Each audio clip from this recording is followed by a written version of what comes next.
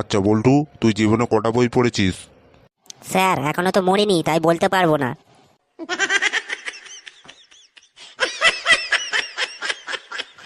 আচ্ছা বল্টু, বলো তো যে গান করে তাকে কি বলে? স্যার গীতিকার। আচ্ছা তাহলে বলো তো যে সুর বাঁধে তাকে কি বলে? স্যার সুরকার।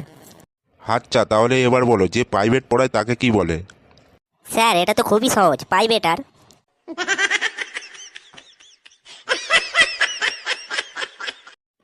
আচ্ছা তাহলে বলতো ইতিহাস কাকে বলে? স্যার প্রথমেরটা পারবো না, কিন্তু শেষেরটা পারবো। আচ্ছা ঠিক আছে, তুই শেষের টুকুই বল। স্যার শেষেরটুকু হলো তাকে ইতিহাস বলে।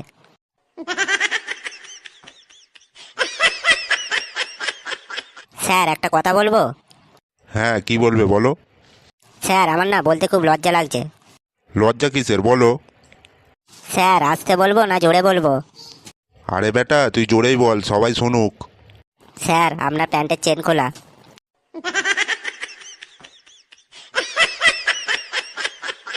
আচ্ছা বল্টু বলো তো বাংলাদেশের জনসংখ্যা কত? স্যার 32 কোটি। কি বললি? স্যার সরকার বলছে তাদের সাথে সেখানে 16 কোটি মানুষ আছে, আবার বিরোধী পার্টিও বলছে তাদের সাথে 16 কোটি মানুষ আছে, তাই স্যার বললাম।